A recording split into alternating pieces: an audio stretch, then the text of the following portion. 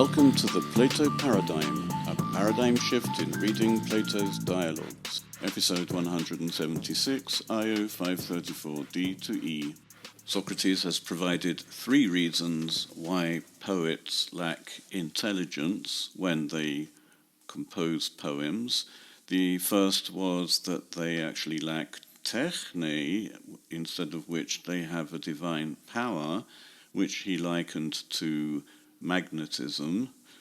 The second reason was that they had to reduce weight in order to fly up to the gardens of the Muses to collect honey, in other words, poems, and the weight that they lost was the nous, the intelligence.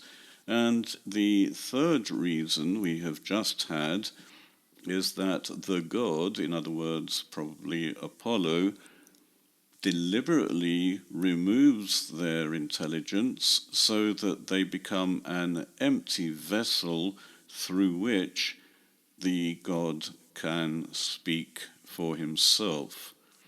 And this, as I mentioned last time, was the traditional view of prophets and poets, that they were actually empty vessels through which the gods spoke to humans.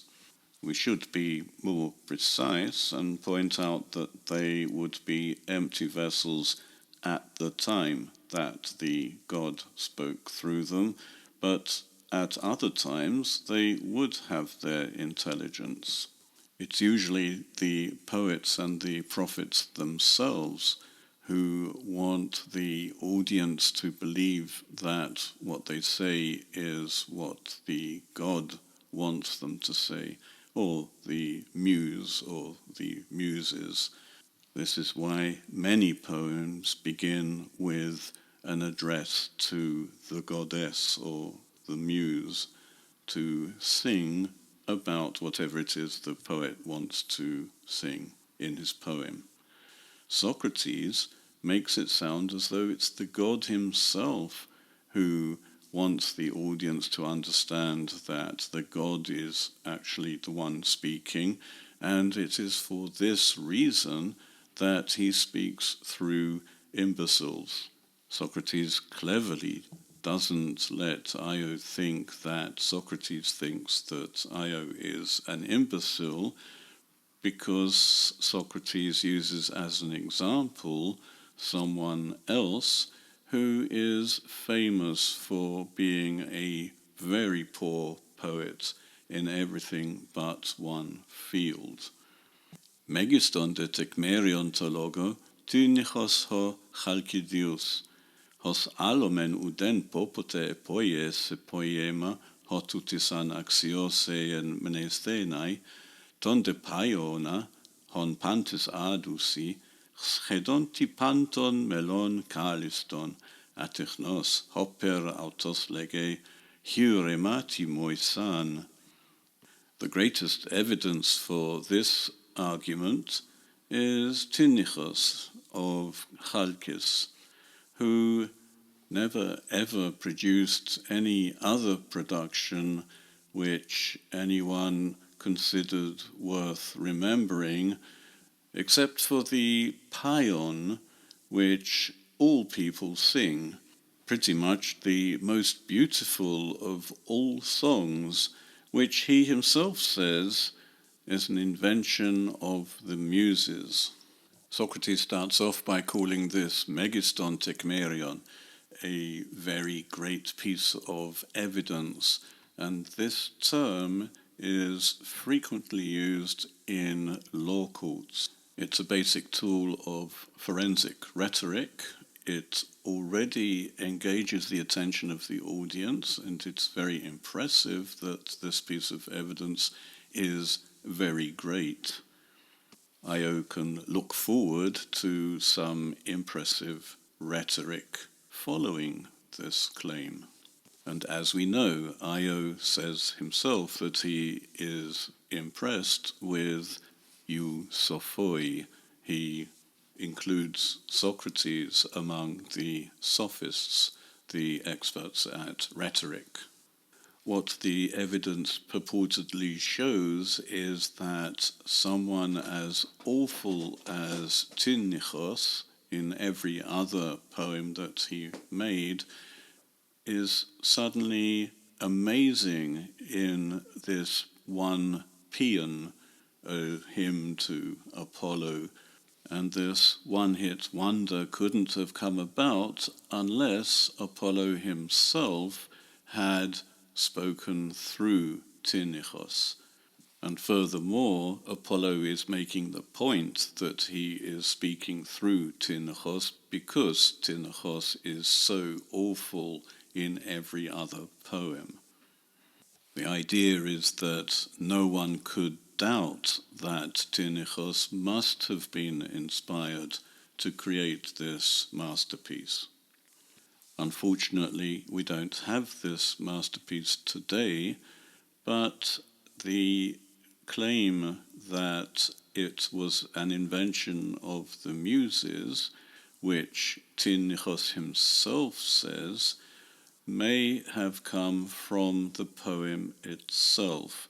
And I say this because it has a Doric affectation in it, moisan instead of moison of the Muses. As Socrates says, Tinnichos is from Chalkis, which is in Euboea. He doesn't say that, but we know that's in Euboea, opposite Attica. And Euboea is that very long island to the east of the mainland, where the dialect was Ionic for a long time and gradually became Attic.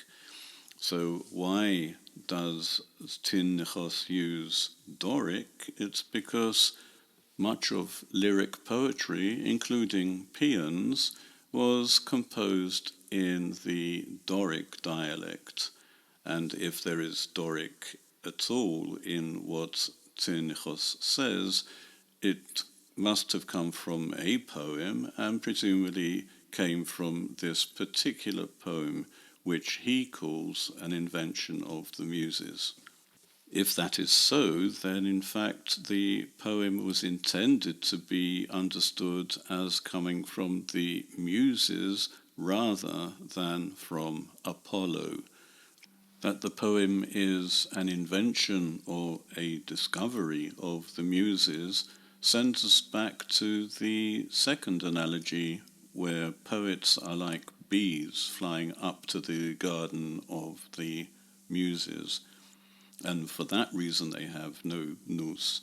So mentioning that here, although it's rhetorically beautiful and persuasive simply because it sounds good, and it is a quote from Tinnichos himself, it doesn't help the argument that Apollo deliberately used an otherwise worthless poet in order to show that it is Apollo himself who provides the poems which are spoken by poets.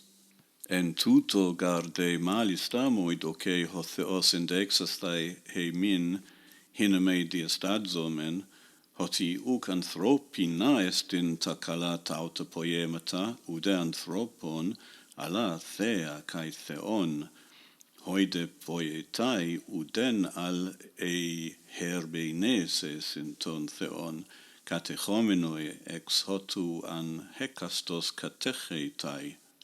For in this thing, most of all, the God seems to me to show us, in order for us not to doubt, that these poems are not human, these fine poems, and neither of humans, but are divine and of gods, while the poets are nothing but the interpreters of the gods, being possessed by whatever each one is possessed. Tauta endec numenos ho theos, ex epite destiatu falotatu poietu, tocalis ton melos esen. The god sang the most beautiful song, poem, through the most worthless poet deliberately in order to show these things. So it seems that Socrates has proved that Apollo deliberately chose the most worthless poet for the finest poem in order to show that the poet himself is not the cause of the poem. The poem was invented or discovered by the god, and it is the god who sings through the poet. The poet is absolutely worthless. By extension, having shown by using the most worthless poet to make the point as clear as possible, it follows that all poets are as worthless as Tinichos, and it's simply the god himself who provides the poets with their fine poems. It follows from what Socrates says that a poet composes worthless poems when he has intelligence and the god is not speaking through him, but makes or composes very fine poems only when he has no intelligence, when the god is speaking through him.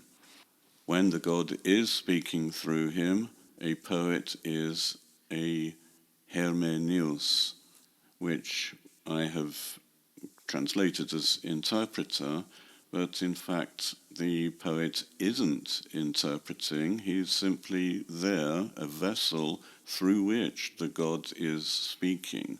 So he's not so much interpreting as expounding. He's an expounder. A hermenios is usually an interpreter.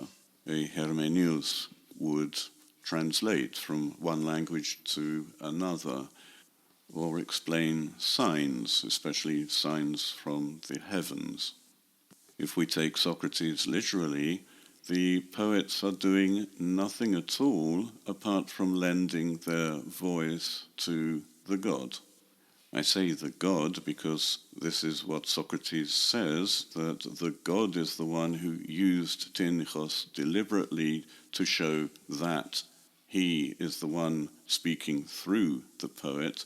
But then Socrates says the god wanted to show us that poems altogether, the good ones, are not human or of humans, but divine and of gods. So the god appears to be acting on behalf of all gods, although we may assume that he's really talking about Apollo and the Muses in particular. When it comes to prophecy, we could add other gods, such as Zeus. He speaks through a prophet, just as Apollo does.